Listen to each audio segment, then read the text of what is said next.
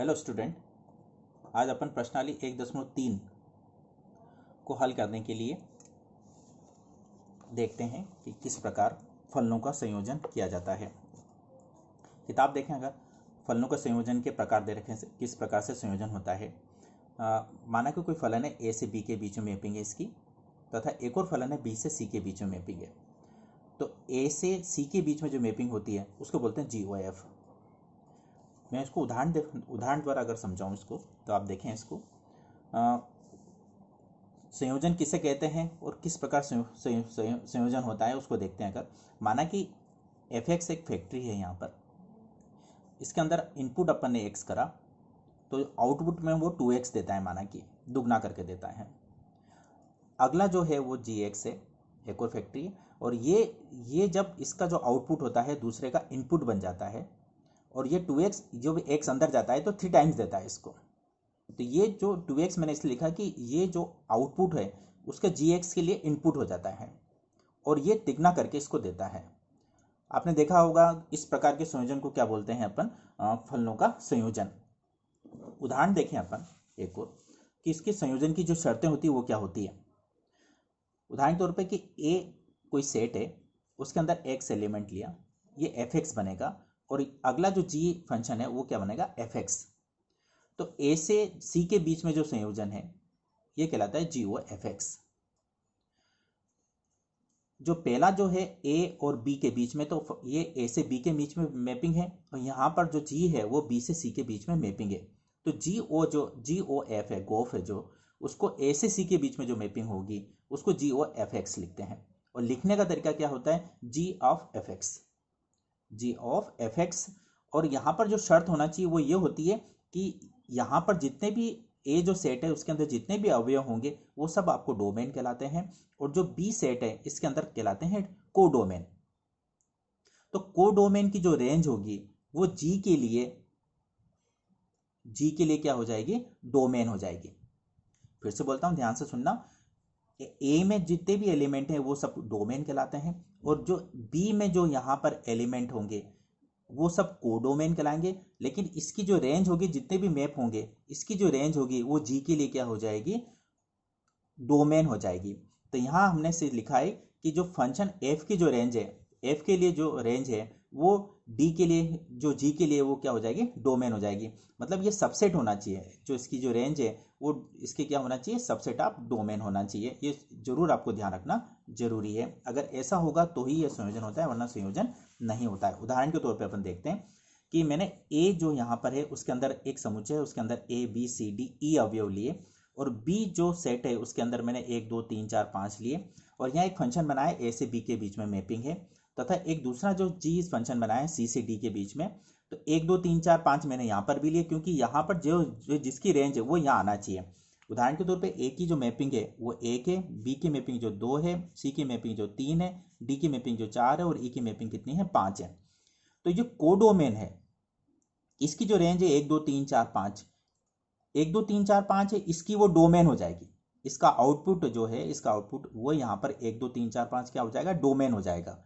ये डोमेन, इसका जो ये जो सबसेट होना चाहिए इसका, अगर सबसेट नहीं होगा तो ये संयोजन नहीं होगा। और सबसे इंपॉर्टेंट है कि GOF, आप इसको x मान लें तो इसको लिखने का तरीका होता है GOF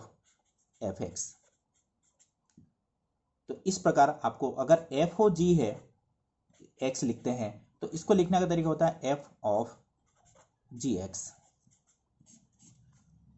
अब इस पर आधारित अपन सवाल देखते हैं। तो देखते हैं सवाल, प्रश्नावली 1.3 का पहला सवाल।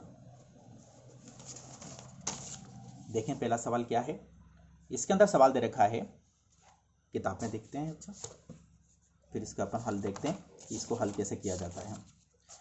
इसके अंदर पहला सवाल दे रखा है, मान लीजिए कि f ऑफ फंक्शन दे रखा है अपन को 1 2 3 4 1 3 4, और इसकी जो मैपिंग है 1 2 और 5 है, इसकी मैपिंग इसके साथ है।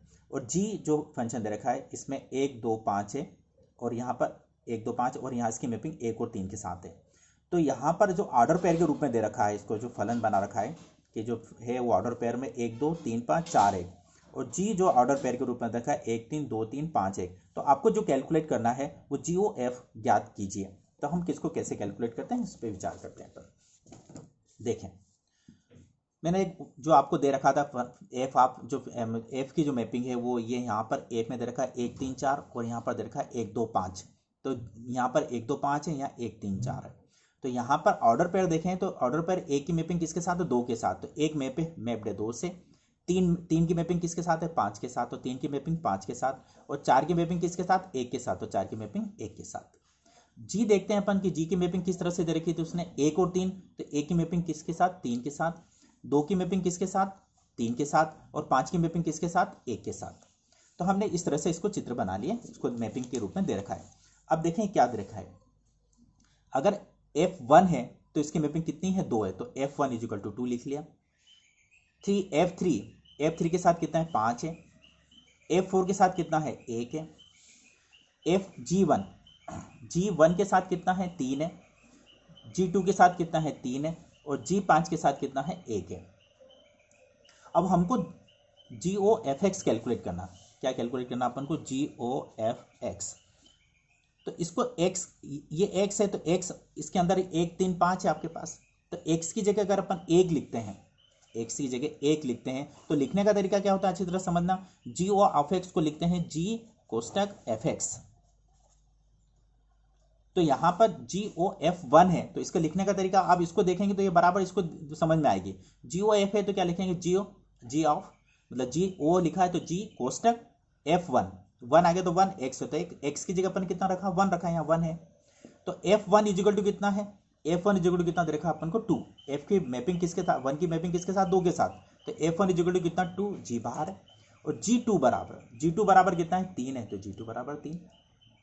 अगला एक और देखते हैं अपन, 3 है तो x की जगह अगर अपन 3 लिखते हैं तो GOF3। तो इसको लिखने का तरीका, G ये इंटर है और ये आउटर है। तो G और कोष्टक अंदर F3।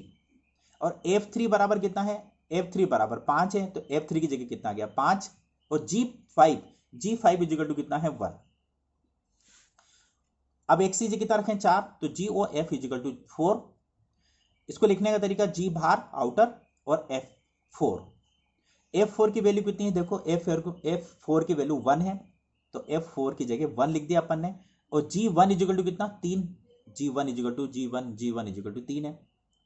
तो हमारे पास जो कैलकुलेट हुआ GOF कैलकुलेट करने की बात करी थी कि GOF कैलकुलेट करें। तो GOF इजिकल टू निकला, जब 1 रखा था तो 3 आया। 3 की मैपिंग थी किसके साथ, 1 के साथ। और 4 की मैपिंग किसके साथ थी, 3 के साथ। तो इस प्रकार के संयोजन को बोलते हैं FOX। शायद आपको समझ में आएगा। अगला सवाल देखते हैं, दूसरा सवाल। इसका दूसरा सवाल अच्छी तरह समझिएगा। इसके अंदर मान लीजिए कि F और G तथा G और R इस तरह से दिए गए फलन हैं कि सिद्धि कीजिए कि F प्लस GOX, मतलब आपके पास F और G लिखते थे अपन अगर ऐसा, तो इसको लिखने का तरीका क्या था, F कोष्टक GX। तो इससे तुलना करना, ये पूरा F हो गया, ये पूरा F, O और G। तो ये किसके बराबर होता है, FOH प्लस GOH के बराबर होता है। ये सिद्ध करना है आपको। और इसी के साथ एक और सिद्ध करना है कि FGOH बराबर है FOH और GOH के बराबर है। चलिए देखते हैं अपन सॉल्व। दिया गया फलन है अपने पास F, G और H, ये सब जो है वो R से R के बीच में है, रिलेशन के बीच में, रियल नंबर से रियल नंबर के बीच में फंक्शन दे रखे हैं अपन को। ठीक है, अब देखते हैं अपन को जो कैलकुलेट करना है कि GFOGOH को कैलकुलेट करना है। तो अब इसको कैसे लिखेंगे उसको समझना। हमने G कोई एलिमेंट ले लिया, तो इसको दोनों से अच्छी तरह से देखना। माना कि ये F है, ये पूरा क्या है, F। तो F आउटर हो जाएगा। तो F की जगह क्या है, F की जगह अपने पास क्या दे रखा है, F की जगह दे रखा है F plus H, F plus G दे रखा है। तो ये पूरा F प्लस G हो जाएगा आउटर। और उसके बाद क्या आता है, कोष्टक और एक GX आया, तो ये G मान लेता अपन ने, तो GX हो गया आपके पास। ये आउटर है और ये इंटर है। इसकी तुलना इसके साथ करके लिखना है कि F की जगह F प्लस G है तो ये FG, और GX की जगह क्या है, HX है। अब इसके साथ इसका मल्टीप्लाई कर दो तो क्या चीज हो जाएगी अपने पास, देखें।